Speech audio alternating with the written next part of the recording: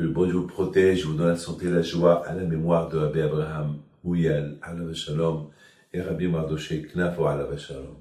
Cette histoire que je vais vous raconter, elle est super belle et bien. C'est l'histoire qui s'est passée pendant la Deuxième Guerre mondiale à Auschwitz. Il s'est passé quelque chose de magnifique. Un groupe de juifs qui parlent de tout ce qu'ils ont passé au camp de concentration à Auschwitz et qu'ils ont été libérés par les Russes. Et maintenant ils souffrent. Vous savez que Staline, c'était pas très gentil avec les Juifs et il en voulait aussi se débarrasser d'eux. C'est une histoire que j'ai entendue. Je ne peux pas la confirmer, mais elle a été racontée par un grand rabbin en Israël et que lui, il a écouté du monsieur en personne. Et cette histoire, elle est restée comme héritage chez nous. Et voilà, malheureusement, d'Auschwitz, où ils ont été libérés, il les a envoyés dans des camps de concentration, des travaux forcés, en Sibérie. Vous savez, la Sibérie, c'est la mort. Là-bas, les gens, ils craquent. Vous savez, beaucoup des histoires sur des juifs qui vivent encore, des rabbins qui vivent encore, parce qu'ils ont pu subir et souffrir en Sibérie dans le froid. Jusqu'à que c'est pas tout le monde qui a résisté. Et là-bas aussi, ils n'avaient pas le droit d'exercer leur judaïsme, etc., etc., etc. Et puis voilà, la fête de Purim, elle arrive. Et ce groupe de juifs-là, ils étaient là. Et puis il y avait là-bas un rabbin qui leur a dit, viens, on va raconter les miracles de Purim. Et il a commencé à raconter l'histoire de Haman et le miracle qu'il y a eu. Alors il y avait là-bas un juif qui avait ras-le-bol tout ça. Et il dit, je comprends pas. Si le bon Dieu, il a protégé les juifs il y a 2500 ans, regarde ce qu'il nous a fait cette année. 6 millions de juifs tués. Et maintenant, même que maintenant, on n'est plus entre les mains de Hitler, mais entre les mains de Staline, en Russie. Regarde ce qu'ils souffrent. Alors pourquoi tu nous racontes une histoire des miracles qui se sont passés? Est-ce que tu as vu ces miracles? T'as rien vu. Mais maintenant, si on n'a rien vu, alors pourquoi le bon, il a protégé les Juifs il y a 2500 ans et aujourd'hui, voilà, on est en train de crever et tu nous racontes la fin de Haman. Raconte-moi la fin de Staline et que on sera libérés d'ici. Alors, ce rabbin-là, il le regarde, il lui dit, tu crois que Akadosh Baruch Hu, il peut pas nous protéger? Mais c'est qui Staline? C'est un être humain comme tout le monde. C'est tout. Comme Hitler. Alors oui, Hitler. Très bien. Oui, Hitler. Hitler, une fois qu'il y a eu 100 millions de morts dans ces guerres-là qu'il a provoquées, il est mort. Mais si tu me parles de Staline, mais on souffre avec lui. Alors il dit, mais si Hachem il veut faire comme qu'il a fait avec Haman, il peut le faire. Alors l'autre il lui dit, alors, qui le fait? Alors il dit, tu sais, il faut prier. Peut-être qu'on ne prie pas assez. Je lui dis, pourquoi il n'y avait pas de tzadikim qu'ils ont prié à l'époque de Hitler? Eh ben oui, ils ont prié. Baruch Hashem, le peuple juif, il est resté. La guerre, elle a été gagnée par les Russes et les Américains. Alors l'autre, il commençait encore à parler. Alors, le rabbin lui dit, eh ben, il faut prier, Be'ezat Hashem, on aura de bonnes nouvelles cette semaine, et on va nous libérer, et on va nous renvoyer d'ici. Eh ben, mes amis, la veille de Purim, Staline, il a eu une hémorragie cérébrale, il est mort.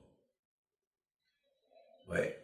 Et même dans les archives de l'histoire de Staline en Russie, ça ce qu'on raconte.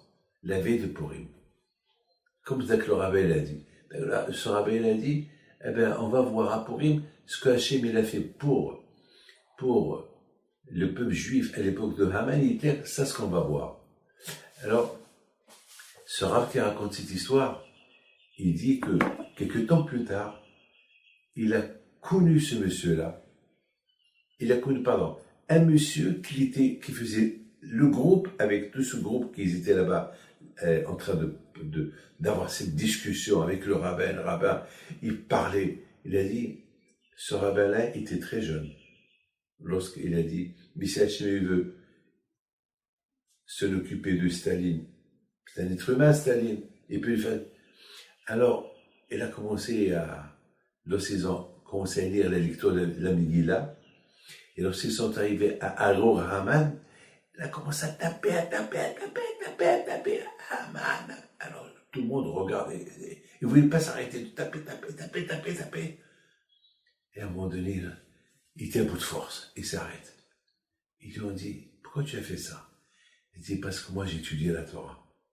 Et je veux et depuis que je suis, malheureusement, depuis que je suis en Sibérie, j'étudie que ce que je me rappelle. Alors, j'ai dit à Hachem, avec ces cours de la Torah que j'ai étudié, que j'arrive plus à étudier maintenant, fais quelque chose. Eh ben, la même nuit, Staline est mort. Il a eu l'hémorragie et 2 jours plus tard, il est mort. Le kouah de la Emouna et le kouah de la Torah. Oui, mes amis. Il faut savoir une chose. Que nous, on est là uniquement pour bénir les gens. On n'est pas là pour maudire les gens, mais ils n'ont pas intérêt, les peuples, à nous faire du mal. Ils n'ont pas intérêt. Pourquoi? Parce que on ne leur fait pas de mal. Regardez la Torah. Dans la Torah, c'est écrit, ne faites pas du mal aux enfants d'Esav. Et pourtant, Esav, il détestait Yaakov. Et la Torah dit, ne leur faites pas du mal. Et la terre que je leur ai donnée, elle leur appartient. La terre de Édom. Et j'aurais donné. Même Lot, parce qu'il était le neveu d'Abraham Abino, Akash lui a donné 2 peuples, et Moab et Ammon. Et Hachem nous a dit, ne faites pas du mal, ne détestez pas l'Égyptien. Et pourtant les Égyptiens nous ont fait du mal. À l'époque, il y a 3500 ans, la Torah te dit non. Vous étiez chez eux pendant 400 ans. Il ne faut pas leur en vouloir du mal. Il faut les respecter. Ça y est, je vous ai libéré de leurs mains, ça y est, il ne faut pas se venger d'eux. Le bon Dieu nous apprend à être reconnaissant. Moi David Pindo, autant que juif marocain, d'origine du Maroc, j'ai appris de mon père une chose. Il dit, David, n'oublie jamais de prier pour le Maroc. Jamais tu oublieras. Et bien sûr, les gens de la Tunisie doivent prier pour la Tunisie, les gens d'origine d'Algérie, les gens qui sont d'origine d'Iran, d'Irak. Il faut toujours qu'ils prient pour leur peuple. Pour là où ils ont eu du bon, là où ils ont vécu, là où ils sont d'origine. C'est important. On n'a pas le droit de détester quelqu'un. On doit aimer tout le monde. Alors, puisqu'on aime tout le monde, ils n'ont pas intérêt de nous détester, puisqu'on leur a rien fait. Et on ne va rien leur faire. Mes amis, que Hachem nous envoie Mashiach, que le monde entier reconnaîtra qu'il n'y a que Hachem, et que Hachem, et que Hachem. Que Hachem vous protège à mes cœurs.